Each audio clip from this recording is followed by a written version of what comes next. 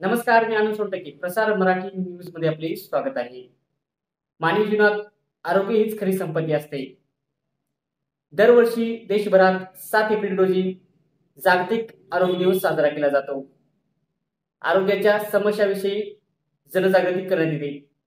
आज आपण general physician doctor Santosh बारसे यांच्यासोबत संवाद साधणार आहोत. नमस्कार सर. नमस्कार.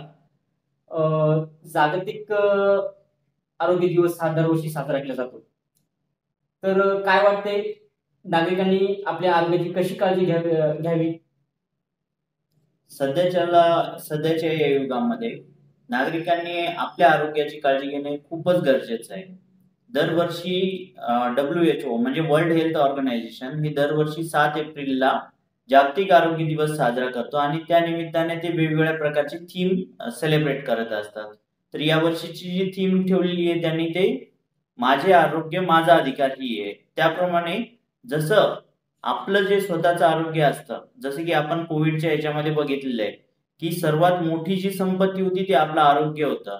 तर ते आपण जपलं पाहिजे, त्यासाठी काळजी घेतली पाहिजे. आता उन्हाळ्याचे दिवस असतात, तर या उन्हाळ्याच्या दिवसांमध्ये दुपारी आपल्या इकडे सध्याच्याला एक लाट चालू आहे उष्णतेची. तर त्या लाटेपासून आपला बचाव केला पाहिजे.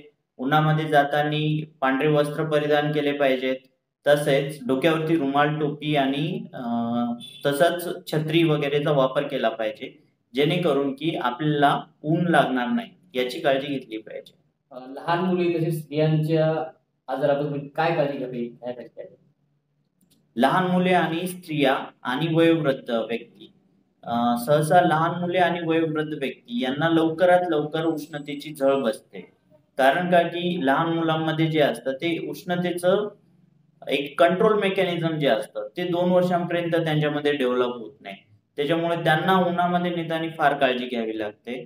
त्यांना व्यवस्थित झाकून आपण उन्हामध्ये नेलं पाहिजे. त्यांचं जो डोकं जे असतं ते गरम नाही झालं पाहिजे. तसंच जे लहान लहान मुलं, जे 2 वर्षाच्या पुढील जे लहान मुलं असतात त्यांना उन्हाळ्यामध्ये खेळू दिलं नाही पाहिजे. आणि जे वयोवृद्ध व्यक्ती असतात त्यांचं पण हे जे उष्णतेचं जे ज्याला आपण की थर्मो रेग्युलेशन मेकॅनिझम म्हणतो ते डिस्टर्ब होतं. म्हणजे बॉडी त्या प्रमाणामध्ये त्या टेम्परेचरला कंट्रोल नाही करू शकत.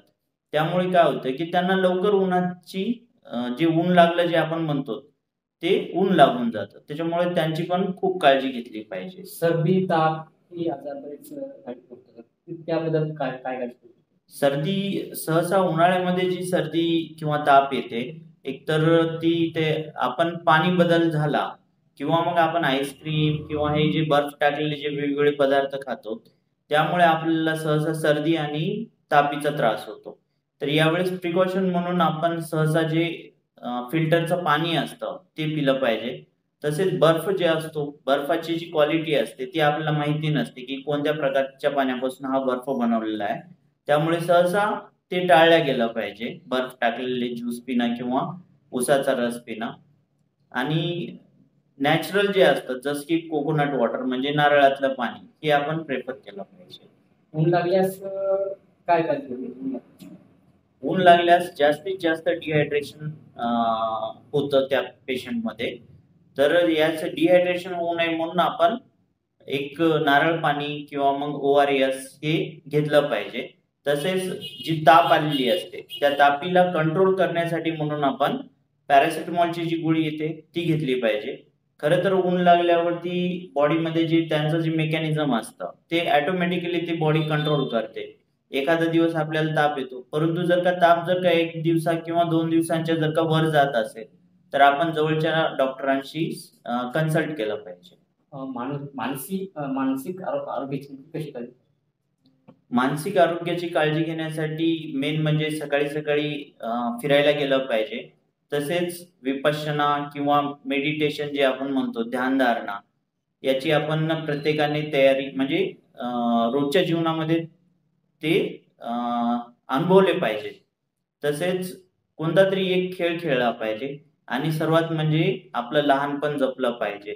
प्रत्येक कितीही मोठा व्यक्ती जरी असेल तरी देखील त्याच्यामध्ये पण एक लहान मूल लपलेलं असतं आणि ते लहान मूल तसं अल्लड असतं, तर त्या प्रमाणात आपण देखील राहायला शिकलं पाहिजे, जेणेकरून की मानसिक आरोग्यावरती जो आपला ताण येतो तो आपण टाळू शकतो.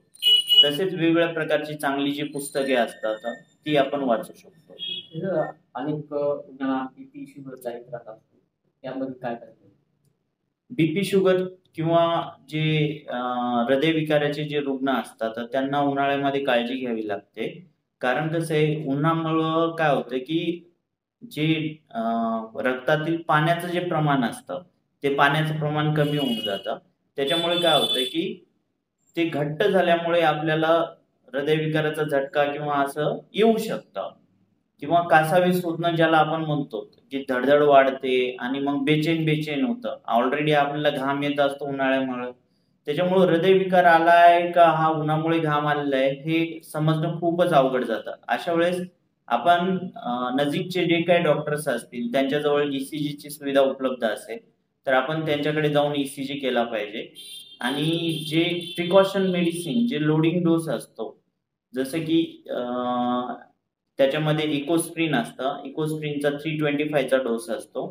तसेच क्लोपिडोग्रिल म्हणून एक औषध असतं, त्याचा डोस असतो 150 mg. तसेच ॲट्रोवास्टॅटिन म्हणून एक औषध असतं, त्याचा डोस असतो 80 mg.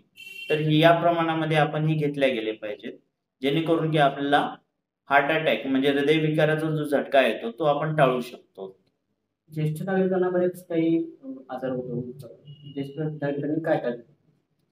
ज्येष्ठ नागरिकांना मी जसं आत्ताच बोलल्याप्रमाणे की ज्येष्ठ नागरिकांना उन्हाचा खूप त्रास होतो, कारण की ऑलरेडी त्यांच्या शरीरात पाण्याचं जे प्रमाण असतं ते पाण्याचं प्रमाण कमी झालेलं असतं.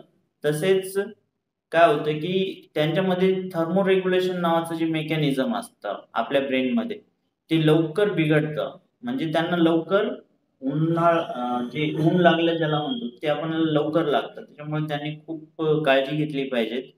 उन्हाच्या वेळी शक्यतो बाहेर पडू नये त्यांनी. जे काही आपली कामं असतात ते सकाळी 11च्या अगोदर किंवा संध्याकाळी 5च्या नंतर करावेत. अशा प्रकारे ती काळजी घेऊ शकतात. बऱ्याच रुग्णांना डोळ्याचे आजार असतात किंवा त्वचेचे आजार असतात, त्यांनी काय काळजी घ्यावी त्वचा आणि डोळ्यावर? निसर्गाने आपल्याला एक सर्वोत्तम अशी देणगी दिलेली आहे, ते म्हणजे आपल्याला डोळे. तर आपल्या डोळ्यांची काळजी उन्हाळ्यामध्ये खूप घेणं गरजेचं असतं. कारण काय होतं माहितीये का, आजकाल आपण मोबाईल, टीव्ही सतत स्क्रीन पुढे असतो. त्याच्यामुळे ऑलरेडी आपण जे पापण्या जे आपल्या झाकायच्या असतात त्या आपण विसरून गेलेलो आहोत. आपण स्क्रीनकडे बघत असताना आपण क्वचित पापणी आपली झाकल्या जाते. त्याचबरोबर जर का उन्हाचा झटका लागला, त्याच्यामुळे काय होतं की आपला जो कॉर्निया असतो तो हळूहळू ड्राय पडायला चालू होतो आणि त्याच्यामुळे आपल्याला जो ड्रायनेसचा जो त्रास आहे तो चालू होऊ शकतो.